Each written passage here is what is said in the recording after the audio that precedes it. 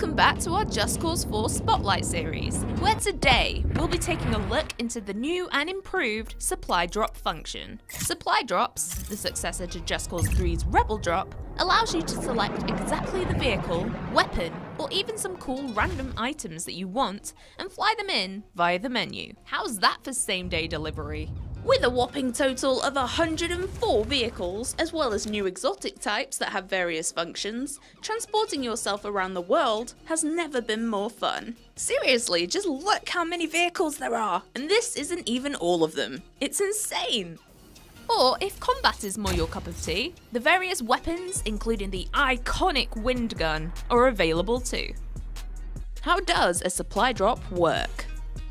First things first, you're going to need access to these various items in order to drop them, and you can unlock these by completing various game content, operations, quests, performing car or bike stunt rings, or advancing your army of Chaos frontline by liberating regions. Cool, so we've completed this objective, which has popped up with a message here to say that the item reward has been added to the supply drop. Let's go ahead and fly it in.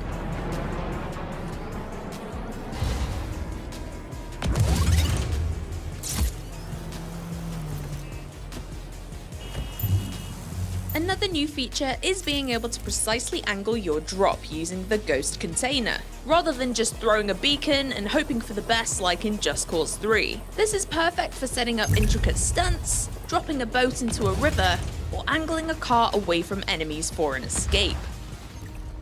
Introducing the pilots.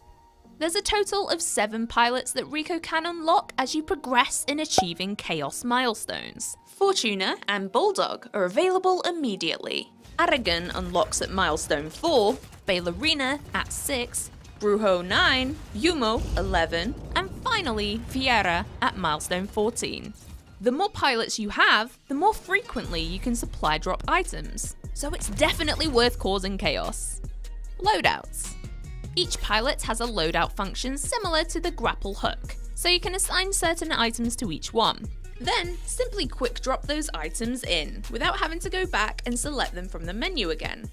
You'll likely start to accumulate certain favourite cars or planes as you play. For example, if Bulldog is our sports car guy, we can assign this vehicle to him, and that's all he will drop. And if we only want Fortuna to drop barrels, she's on it. The quick drop feature speeds up the process immensely and prevents you having to hunt through the many different available items to find your favourites. Let's check out the supply drop in a range of different scenarios. It might be time to make a quick getaway here. Let's supply drop in one of the sports vehicles. In Just Cause 4, the vehicle handling has been majorly overhauled. There's also multiple camera angles and even the addition of a radio, so you can jam along to some authentic South American tunes while speeding through Solis. I'm thinking that conventional weapons aren't quite Just Cause 4 enough in this situation. Let's take out these guys with a giant head instead.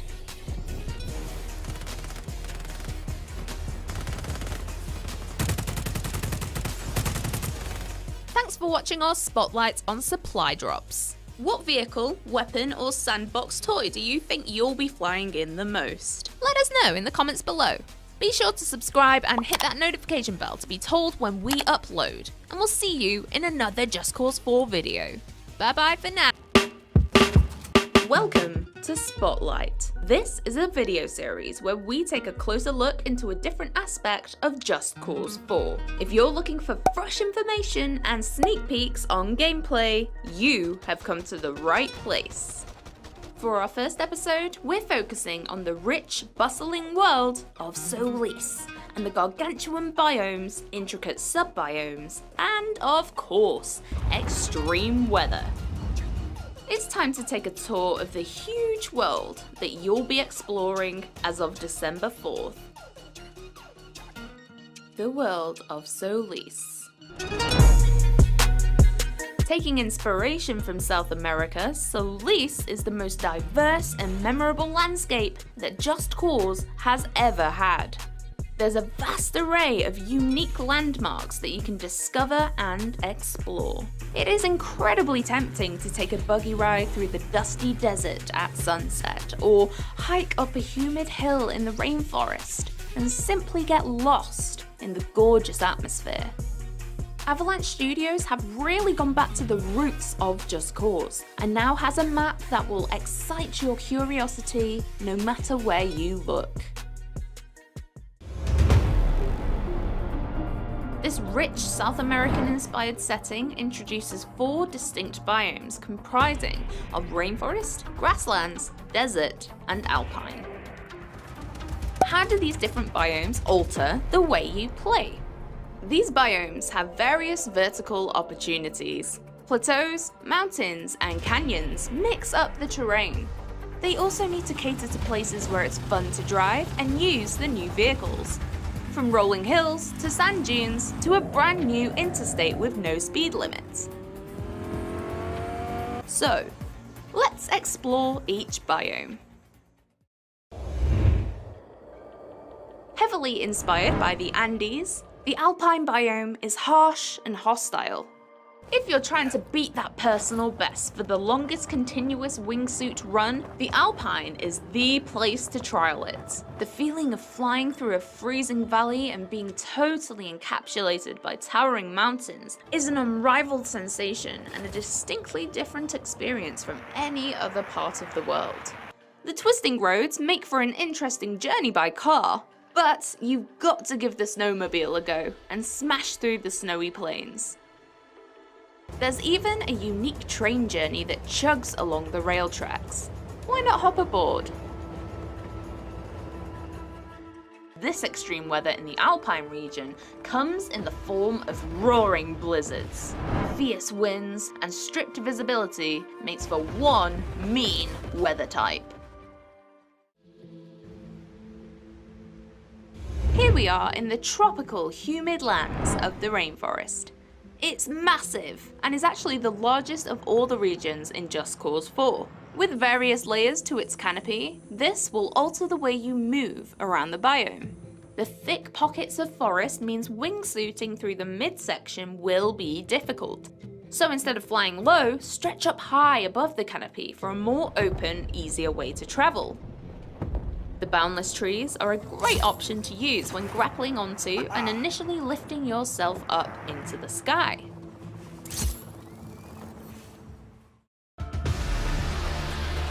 The extreme weather type that roams the rainforest biome are the tropical storms. These storms are daunting, green-tinged pockets of destruction, with fault lightning that will strike the highest point in the sky. Now we're taking a trip to the calm, serene climate of the grasslands.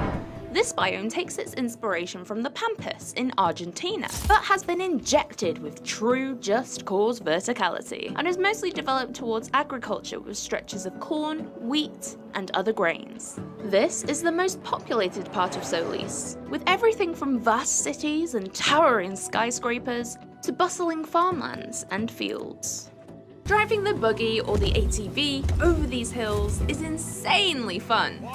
Even sticking to the roads is a blast with the interstate, where you can race in supercars thanks to no speed limit. And I hope you're ready to take tons of screenshots, because the vistas from the highlands of the rest of Solis are truly some of the most stunning views in the entire game. You could argue that the extreme weather in the grasslands needs no introduction.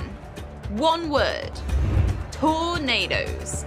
The devastating, swirling vortex lives in the valleys and will consume, destroy, and rip up anything in its path.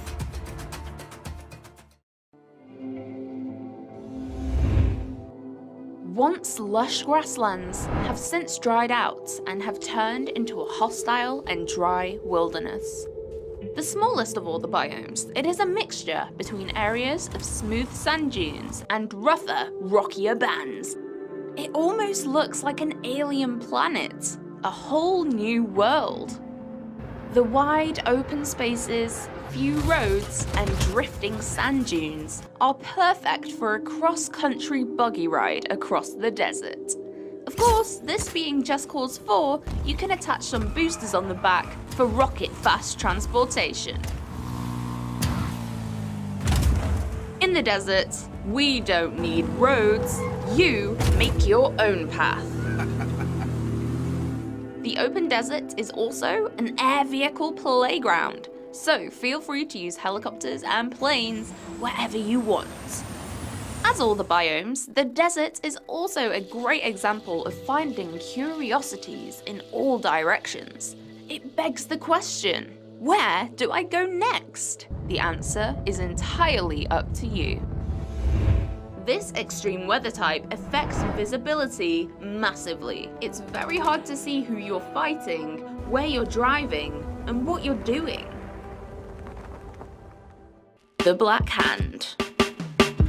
Rico's deadly opponents and biggest challenge so far. They are the Solis Private Militia, headed up by the ruthless Gabriella. Let's hop into this spotlight on the Black Hand and explore more about the world's most advanced army. Gabriella. Soldier, protector, leader. Gabriella's ambition, persistence, and deadly talent have all converged to forge the perfect Black Hand operative. You are just like me. The Black Hand is Gabriella's home and her life, and she'll do everything that she can to protect it. Ghost. Meet the Ghost. Oh, wait, where'd he go? As you can see, or rather not see, the Ghost enemy type has a cloaking ability that renders him almost entirely invisible. You can see how that's a bit of a pickle in combat. How do you kill him if you can't see him? There is, however, a vague rippling effect where the Ghost is, so you can still make out where he is if you focus. Be quick though. Whilst camouflaged, they will charge up a powerful shot and attempt to shoot you before they turn visible again. The Ghost is incredibly agile. They'll dart around, slide into cover, roll and evade, so that it's much trickier to pin them down and land a successful shot. His purpose is to flush you out and force you to keep moving. And he does it well. Sniper. Utilizing laser sight, the sniper has pinpoint accuracy and can cause significant damage to Rico from far away. You'll instantly know when snipers are targeting Rico because a red laser will follow him around relentlessly. Tactically, if you whip into your wingsuit, they will have a much harder time tracking your movements. Titan. Titan by name, Titan by nature. Titans do not have weak points and can take a lot of damage thanks to their incredibly resilient armor. I fired 3 consecutive rockets right at him, and he still gets right back up. The main weapon of choice for a Titan is the railgun. They will track and target Rico with a blue laser sight, charge up a shot, and then launch a high-velocity projectile at him, completely blasting him backwards and crunching Rico's health. If your escape plan is to evade into the skies with your trusty parachute and wingsuit, think again. Titans can aim incredibly well, and their success rate with knocking Rico out of the sky with a blast from their railgun is more likely than not. Additionally, they have the ability to charge up a much more powerful red shot that will leave you teetering on the edge of life and death. If they manage to blast you into the path of enemies, you're a goner. If all that wasn't enough to deal with, when initializing combat, the Titan can also launch a protective drone. Talk about a double threat. Grenadier. Operating in the range between privates and snipers, the Grenadier will fire a grenade launcher multiple times towards you. The grenades don't explode upon impact, but have a couple of seconds delay before the blast, allowing for a little bit of time for you to escape before you feel the wrath of the grenades. He's also covered for when you get near him, as he'll switch to a submachine gun for close-range combat. Finally, if and when you do manage to take the Grenadier down, for one last chance at taking you out, they'll drop multiple grenades that explode at once. Even after death, they're still coming for you. Super Elite. This scary looking dude is immune to all bullet damage and has high defense against explosions, making the Super Elite an enemy that requires full focus and quite some time to defeat. Thinking of using your grappling hook to latch some boosters and blow him away? Well, think again. Super Elites are also exempt from grappling hook attacks. Told you he's scary. Riot Shielder. The Shielder is a predominantly defensive enemy that carries a large riot shield and is equipped with an SMG. Entirely unique to Just Cause, this foe can raise a shield in all angles, rather than only being able to block straight on. They do this to deliberately block wherever Rico is. For example, they'll lift it above their heads when Rico is airborne. Think of them like a tortoise, hiding in their shell. Well, a tortoise that can also shoot at you quite a lot. RPG Unit. The RPG unit was also in Just Cause 3 and has had improvements to make his behaviour more coherent in Just Cause 4. This enemy targets Rico with a green laser to differentiate from the red snipers. You can also telegraph his position after he's fired a rocket, as a smoke trail lingers behind from his location to yours. Even if the rocket itself doesn't hit you, the explosion makes a large damage radius. So whenever you see that green laser, try to grapple or wingsuit out of its path real quickly. Machine Gunner. As we've seen in previous trailers, the secondary fire on this weapon allows him to deploy a stationary shield, crouching to cover behind it. This transforms him into a small target with high damage output. And even if you manage to get up close, he'll reposition himself so that it's difficult for you to gain an opening. Private. These are the most common enemy, and you'll find them pretty much everywhere and anywhere in the world of Solis. Visually, they are without heavy armor, and instead wear standard combat fatigues uniform. Expanding on Just Cause 3, these guys work with a much more professional style, tactical movement, and use of cover. Privates are usually taking the wheel when escorting around their fellow soldiers, and they won't think twice about running Rico over, so watch out for when they're driving. Although privates are relatively easy to dispatch of, be careful not to get swarmed by too many. Elite. The privates also have an evolution, the Elite Soldier. Elites will do more damage with better weapons and have higher health due to being kitted out in thick armor. They use a range of weapons and walk around like they own the place. We've seen the Elite Soldier countless times in numerous trailers before, and you'll be sure to see much more of them in the game.